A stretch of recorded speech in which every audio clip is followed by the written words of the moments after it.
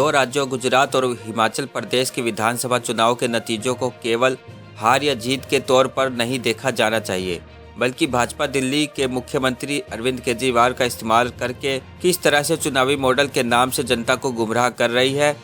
जब प्रधानमंत्री नरेंद्र मोदी का जादू गुजरात में चला तो दिल्ली में एमसीडी की जीत आपको भाजपा ने थाली में परोसकर गिफ्ट की तरह दे दी, तो दूसरी ओर हिमाचल प्रदेश की जनता ने कांग्रेस की नीतियों पर मोहर लगाकर भाजपा की झूठ को नकारने का काम किया। यह बात कांग्रेस के व्यापार प्रकोष्ठ के चेयरमैन मुकेश डैल ने जगत महान न्यूज की संवाददाता सारिका के साथ चुनावी नतीजे आने के बाद बातचीत करते हुए कही। उन्होंने कहा कि कांग्रेस को सत्ता से दूर रखने के लिए भाजपा केजरीवाल का इस्तेमाल कर रही है। जनता को ही नहीं, कांग्रेस को भी सतर्क रहने की जरूरत है। हिमाचल प्रदेश की जीत की तर्ज पर कांग्रेस को काम करना होगा। उन्होंने कहा कि गुजरात में कोई विकास का मॉडल नहीं है, बल्कि आपके साथ मुकाबले की बात कहकर केवल कांग्रेस को सत्ता से बाहर रखने का चक्रव्यूह रचा गया था। यही पंजाब में प्रयोग किया गया। इसलिए अब कांग्रेस को जनता से संवाद कायम करके भाजपा के एजेंडे को साबित करने पर जोर लगाना होगा, ताकि जनता अपने विवेक से वोट दे सके। उन्होंने कहा कि कांग्रेस में राज्यसभा की चाहत रखने वाले नेताओं ने आम वर्करों का मनोबल तोड़ने का काम किया है। इसलिए शीर्ष नेतृत्व यानी मल्लिकार्जुन खड़गे को चाहिए कि राज्यसभा की बजाय ग्राउंड स्तर पर काम करने वाले कार्यकर्ताओं से संवाद और उन्हें अहमियत दे, ताकि वे आमजन के बीच में खुद को कांग्रेसी मानने का गर्व महसूस कर सके। भाजपा धर्म की राजनीति करती है और धर्म को छोड़कर विकास के नाम पर वोट मांगे तो तमाम नेताओं की जमानत जब्त हो सकती है। गोहाना से सारिका नरवाल की रिपोर्ट। मैं तो स्पष्ट तौर पर कहूँगा कि मोदी जी तो धर्म की राजनीति कर रहे हैं और उनके पल्ले कुछ है ही नहीं। वो तो हिंदू मुसलमान का नारा देते हैं और कुछ है नहीं। जिहाद भारत देश में कहाँ से आ गया? जिहादी बना देते हैं अपना मुस्लिम हिंदू। हरियाणा में ही देख लो आप, हरियाणा में क्या राजनीति है? मुसलमान नहीं है तो यहाँ पे जाट गैर जाट का नारा चलता है। ये तो जाति विशेष को नहीं छोड़ रहे, धर्म की तो बात दूर रही। धर्म की ही राजनीति और कुछ नहीं इनके पास।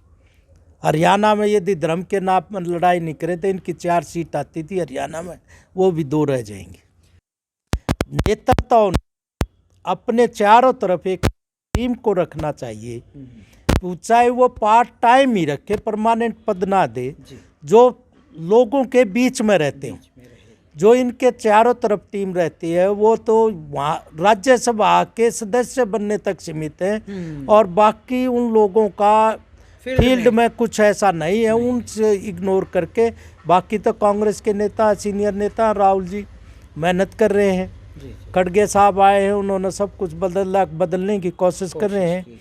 मैं तो छोटा कार्य करता हूं, लेकिन ये खड़गे साहब को भी आपके माध्यम से कहना चाहूँगा, जो ये राज्यसभा के एमपी बनकर वहीं तक सीमित अपना प्रभाव रखना चाहते हैं, बस राज्यसभा की सीट मिल गई, आरामदायक राजनीति, दिल्ली में कोठी मिल गई, वहाँ मिल गई, उन लोगों से ये बच के रहे और उन लोगों को सभी को ये कहे कि फील्ड में जाओ। और नए जो फील्ड के लोग हैं उन्होंने परमानेंट पद ना देकर उनको एक सलाहकार समिति में डाल दे, ताकि जनता की बातें तो बड़े नेताओं को मिलती रहे। जी, बहुत अच्छी बात है ताहिल साहब, आपकी सोच है एक कांग्रेस को आगे बढ़ाने के लिए। हालांकि इसे मैं ये नहीं कह सकती कि बड़े नेताओं को आप सलाह दे रहे हैं, आपकी अपनी सोच है कांग्रेस के लिए।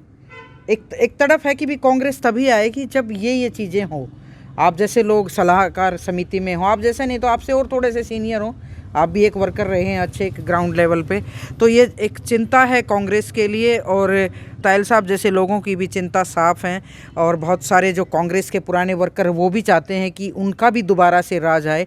लेकिन ये राज लाने के लिए एक लंबी लड़ाई लड़नी है ताहिल साहब कांग्रेस को, और इस लंबी लड़ाई के लिए कांग्रेस को फील्ड में जाना चाहिए। राज्यसभा तक जो सीमित हो जाते हैं, ताहिल साहब का ये भी है कि वहाँ तक सीमित ना रह के उन लोगों को भी फील्ड में आना चाहिए।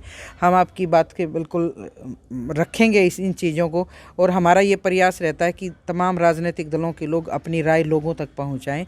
जगत महान न्यूज़ के लिए गोहाना से सारिका की रिपोर्ट। नमस्कार।